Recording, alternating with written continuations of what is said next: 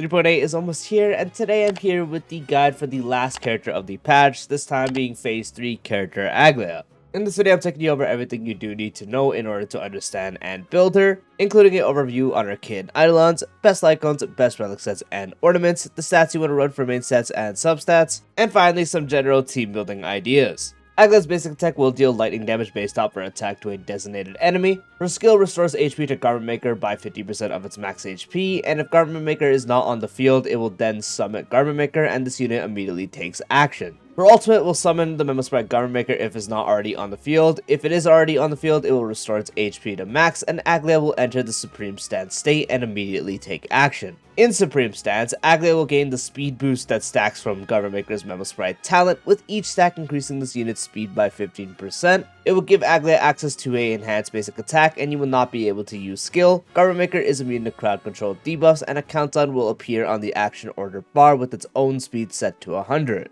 While the countdown exists, using ultimate again will reset the countdown, and when the countdown's turn starts, Garment Maker will self-destruct and Garment Maker will disappear. If Garment Maker disappears via the countdown ending or whenever you get to the end of the ultimate, or if Garment Maker does just end up getting killed, Aglaea will immediately dispel the Supreme Stance state. Her enhanced basic attack will let Aglaea and Garment Maker launch a joint attack on the target, respectively dealing lightning damage equal to 200% of Aglaea's attack and 200% of Garment Maker's attack to the target. Respectively also deals lightning damage equal to 90% of Aglaea and Garment Maker's attack to adjacent targets, and the enhanced basic attack cannot recover skill points. Aglaea's talent, the Memo Sprite Garment Maker has an initial speed equal to 35% of Aglaea's speed and a maximum HP equal to 66% of Aglaea's max HP plus 720. While Garment Maker is on the field, Aglaea's attack will inflict the target with the Seam Stitch state. After attacking targets in that state, it will further deal lightning additional damage equal to 30% of Aglaea's attack, and Seam Stitch only takes effect on the most recently inflicted target. Her technique will summon the Memo Sprite Garment Maker and launch a forward joint attack, and after you enter battle with that attack, you regenerate 30 energy and will deal lightning damage equal to 100% of Aglaea's attack to all targets, and randomly inflicts a Seam Stitch state on a random enemy target. The Memo Sprite skill will deal lightning damage equal to 110% of its attack to one enemy, and lightning damage equal to 66% of its attack to adjacent targets. The enhanced talent for the speed effect stacking that was mentioned in Aglaea's ultimate previously is as followed. After attacking an enemy that is afflicted with Seam Stitch, increases this unit's speed by 55 that stacks up to 6 times. When Garment Maker takes action, automatically use Thorn Snare, prioritizing enemies under the Seam Stitch state. Aglaea's A2, while in Supreme Stance, will increase Aglaea's and Garment Maker's attack by an amount equal to 720% of Aglaea's speed plus 360% of Garment Maker's speed. A4, when Garment Maker disappears, up to 1 stack of the speed boost from the Memo Sprite talent can be retained. When Garment Maker is summoned again, gains the corresponding number of speed boost stacks. And her A6, at the start of the battle, if the unit's energy is lower than 50%, regenerates this unit's energy to 50%. For her eidolons, for E1, the enemy afflicted with Seam Stitch takes 15% increased damage. After Aglaea or Garment Maker attacks the target, additionally regenerates 20 energy. For E2, while Aglaea or Garment Maker takes action, enables the damage dealt by Aglaea and Garment Maker to ignore 14% of the target's defense that stacks up to 3 times, and will last until any unit other than Aglaea or Garment Maker actively uses an ability. For E4, the speed boost effect from the Memo Sprite talent has its maximum limit increased by 1, so now it is 7 instead of 6. After Aglaea uses an attack, it can also make Garment Maker gain the speed boost effect from the Memo Sprite talent. And her E6, while Aglaea is in the Supreme Stance state, increases her and Garment Maker's lightning res pen by 20%. When Aglaea or Garment Maker's speed is greater than 160/240/320, the joint attack damage dealt by them increases by 10/30/60%. For Lightcone options, unfortunately still Aglaea isn't working with too many options, and her best one, regardless of the build you are doing, will still be her signature Lightcone, providing a 12 increase to the wearer's base speed. After the wearer and the Memo Sprite attacks, gains a stack of Brocade, with each stack of Brocade increasing the wearer and the Memo Sprite's crit damage by 9% up to 6 times, and reaching maximum stacks will make each stack additionally increase basic attack damage dealt by 9%. I'll expand a little more upon the building thing that I didn't mention on the relic side section, but the base speed is exceptionally good if you are building an Aglaea that wants to be as fast as possible, which is usually common in E0 builds where you don't have the E1 energy and maybe even require an energy rope, which once again I will expand upon in the relic section. So depending on the build you are doing, the base speed increase is really nice. And now every time you do attack, you gain a stack of Brocade, which is going to give you 9% crit damage. And reaching 6 stacks will give you 9% basic attack damage dealt as well, which is all of Aglaea's damage pretty much. So you get 45% increase to crit damage and also 45% increase to basic attack damage dealt when you are having at max stacks. And you need 6 stacks in the Supreme Stat state to actually get the full speed buff effect anyways, but you would stack up this Lightcone before since you do start outside of ultimate, so anytime you attack would contribute to a stack, but it just gives you the best effect and the best overall damage, making it her far and none best option. Another option you can use is the Battle Pass Sweat Now Cry Less Lightcone, which increases the wearer's crit rate by 12%. When the wearer's Memo Sprite is on the field, it increases the damage dealt by the wearer and the Memo Sprite by 24%, and at S5 it's 20% crit rate with a 36% increase to damage dealt. This Lightcone is really good because 20% crit rate on its own is going to be extremely good because Aglaea wants to get as close as 100% crit rate as possible, just like any other DPS that hits a lot, or just any other DPS in general nowadays. On top of that, it is practically an unconditional for the most part unless your Garment Maker dies for damage dealt. Just having Garment Maker on the field, which is going to be the case for practically the entire battle, you get a 36% increase to damage dealt, which only will not be active if your Garment Maker dies by, let's say, the ultimate ending or getting one shot. But then, the moment you summon it back, you will get the buff back immediately. This Lightcone is really good because it's not turn limited since Aglaea takes a lot of turns, and that's why turn Lightcones are not good on her. So this Lightcone providing unconditional for the most part and not being restrictive on turns, like giving you a buff for 3 or 4 turns, is why it is really, really good and makes it another very good option to use. Another really good option is the Flower Remembers Lightcone, which increases the wearer's crit damage by 24%, and the damage dealt by the wearer's Memo Sprite increases by 24% as well. S5, it's 40% increase to the wearer's crit damage and 48% increase to the crit damage for the wearer's Memo Sprite. So anytime you crit, you're just going to do more damage. That's really the point of this Lightcone, and as I mentioned with Sweat Now Cry Less, it's not restricted by turns. So now you would just be doing more damage, and also it's not going to have a requirement. You just do more damage. If it did give some crit rate, that'd be better since crit rate can arguably be more important on Aglaea, but still, this being an option that is very easily usable by Aglaea makes it a good option to use if you don't have the other two that I mentioned. And if you have none of those, your next option would be the Reminiscence Lightcone. The wearer and the Memo Sprite gain a stack of Commemoration, which each stack will increase damage dealt by 8% that stacks up to 4 times, and if Memo Sprite disappears, it will remove Commemoration from the wearer and the Memo Sprite. This is a 3-star, you will have it at S5, so 12%, giving you up to a 48% increase to damage dealt when you have it fully stacked. And is something you will continuously have as the battle goes, as long as your Memo Sprite doesn't disappear, which is the whole point and also a very frequent playstyle. You don't want to actually have the Memo Sprite ever disappear. So as long as your Memo Sprite is up and active and you stack up the Lightcone, you get a pretty good increase to damage dealt, which makes this an option to use, but is worse than all the other options that I did mention.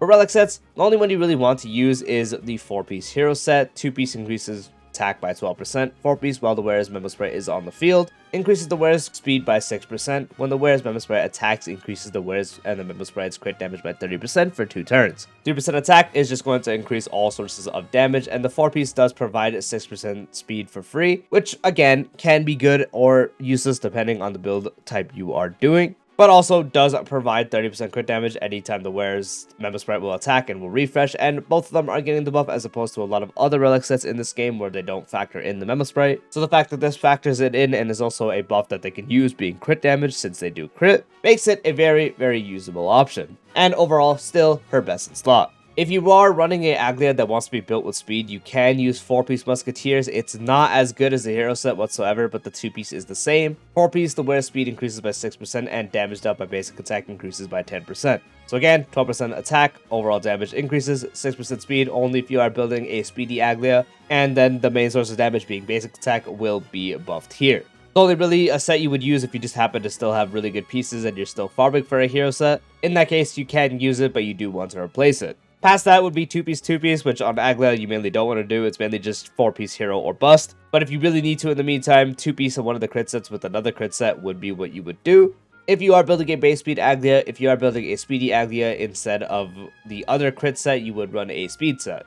As long as you would need it, that is. So if you need more speed from the relic set, then you can run 2-piece Relieved Ordeal, Warrior Goddess, or Hackerspace for the speed, and combine that with any of the crit sets that you would need crit from. If you need crit rate, 2-piece Scholar or 2-piece World Remaking Deliverer. If you need crit damage, 2-piece Wave Strider. And then if you're running a base speed Aglaea, obviously you would not need 2-piece of any of the speed sets, so in that case you'd run 2-piece Scholar or World Remaking Deliverer and 2-piece Wave Strider. For Planar Ornaments, there's only 2 that you really want to use, technically 1, but 2 situationally. For best install overall is the Ban on Amusement set, which increases the wearer's crit damage by 16%. When a target summoned by the wearer is on the field, crit damage additionally increases by 32%. So this gives Aglaea up to a 48% increase in crit damage for practically free, since you have Memo Spray on the field. And so anytime you crit, you're going to be doing more damage. And so for overall damage, the Ban on Amusement is the one you would get the best value on, but another set you can use is the Arcadia set, which when the number of allied targets on the field is not equal to 4, for every 1 additional / missing ally on the field, increases the damage dealt by the wearer and the Memo Spray by 9% / 12%, that stacks up to 4 / 3 times. This very much does depend on the team you are running.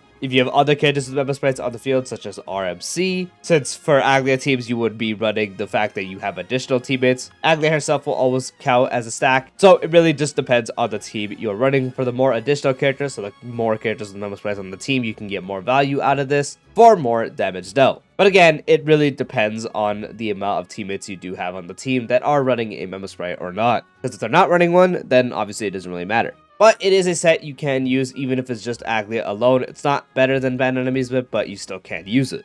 Well, the main stats are the relics. For the body, for the most part, you're going to be running crit rate just to get as close as 100% as possible. If you are running a light code like the Sweat Now Cry Less light code where it gives you a lot of crit rate and you have a lot of crit rate rolls, in that case, if you are close to 100% without it, especially factoring in a very common teammate being Sunday's 20% crit rate buff as well, if you can reach 100% or at least very close, in that case, you can run crit damage. For the feat, this is where it does depend. If you are running a E0 Aglaea, or if you're running a E4 plus Aglaea, in that case, you would be running speed boots. You can still run speed boosts and try to reach a threshold where it's 2 times Sunday's speed, build even at E1 to E3, but for best results, the cases that would always want to run speed boots are E0 or E4 plus in order to reach the proper speed thresholds. However, if you are E1 to E3, where you're able to get enough energy thanks to the E1 mainly, in that case, attack percent boost is actually a build for a base speed Aglaea. Even if you have the light cone, it's fine. Where you run her at base speed and Sunday at as much speed as possible, so 160.1 or higher with eagle sets, so on. In that case, of course, run attack percent boots. That build is around 5% better and also makes you not need to build any speed, so it lets you build a lot more crit rate, crit damage, and attack percent. So if you're E0 or you're E4 to E6, in that case, run speed boots. If you're E1 to E3 and you're interested in the base speed Aglaea build with a hyperspeed Sunday, in that case, you can run attack percent.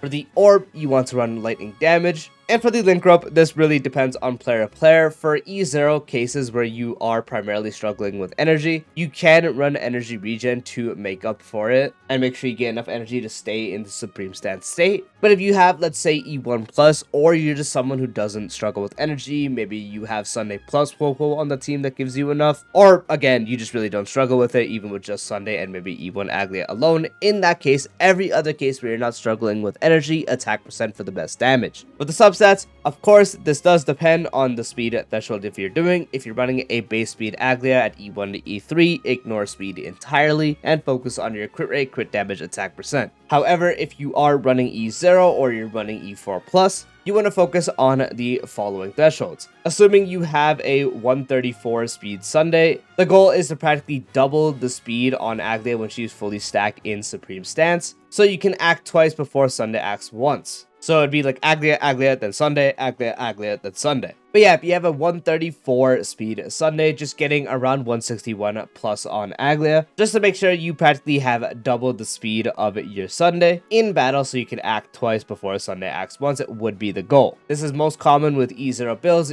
You can very much do this with E1 to E3 as well if you prefer it. The only reason base speed is better on Aglaea when it comes to E1 plus is because they don't have as many energy issues as someone as E0 would, where they need to act more for more energy, and so they can focus more on crit stats, so it ends up being roughly around 5% better for total damage. So again, if you want to do this with E1 to E3, you can. The double Aglaea speed with Sunday is very much possible, but of course it would depend on how much speed your Sunday does have. So when you go into battle, whatever your Sunday speed is, your goal is to practically double that. So if you're able to get get your Aglaea to like 163 plus speed, then getting your Sunday to 134 to 135 would be the regular kind of amount. So going into battle, just check what your Sunday speed is, and then you would just practically need double that when Aglaea is fully stacked. So be sure to account for every single buff just because it needs to be in battle. And then you would just focus on crit rate, crit damage, and attack percent past the speed. So if you're focusing on the base speed build, you just focus on crit rate, get it to 100%, crit damage, and attack percent. The more, the better. And if you're running the 2x speed build, in that case, you would go ahead and run mainly speed substats. So you won't have as much as crit rate, crit damage, attack percent as someone running a base speed build since they don't have to focus on it. But if you want to do that, you would need to double Sunday speed. If you are running a E6 Aglaea and you need to get the full 320 speed boost, in that case, when you are fully stacked in battle, before that, so outside of battle, you would need 176 speed in order to reach the full 320, which even at E6, you're not like getting a buff to your building besides the extra speed stack. But even with that extra speed stack, you would need 176, which is very, very difficult. Of course, you can account for any speed buffs such as Fofo E1, Robin E2, so on and so forth. The entire goal for an E6 Aglaea to get the full effect in battle is 176 speed outside of it, but again, you can have less if you have speed buffs. Now for some general team building ideas, there is one teammate in particular that is practically non-negotiable when you are using Aglaea. Even if you have the Cyrene team, it is none other than Sunday. So Sunday is still, to this day, a non-negotiable teammate with Aglaea. Without Sunday, regardless of the team setup you are doing, you are going to see a big downgrade when it comes to her performance. Sunday's buffs are absolutely insane for her. The energy is insane for her to keep staying in ultimate. The fact he can also action advance the member sprite when you need it. Everything he does is just absolutely perfect. And again, no matter the investment you have, Sunday is going to be the upgrade that you want to keep. So team right now would look like Aglaea, Sunday, and then Cyrene. This is like a big 3 trio when it comes to our teams and is very strong. Your last slot would go to sustain, and one of the better sustains with Aglaea is actually Danheng because he's able to refresh his shield a lot,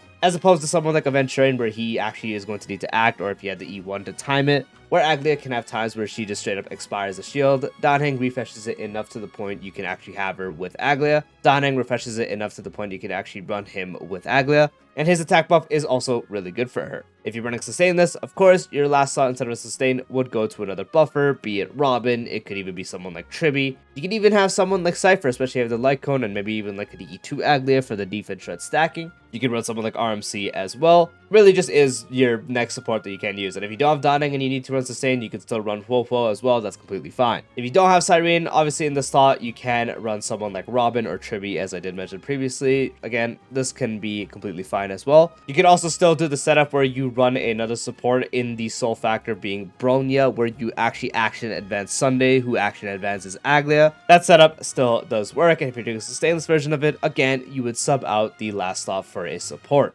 And that is the full updated 3.8 guide for Aglaea. I do hope you found this video helpful. If you did, drop a like, would be greatly appreciated. If you're new to the channel or haven't done so already, be sure to subscribe to the bell for future videos like this, along with all other types of content. Check the description to check out my Archives channel, and I'll see you later. Peace out.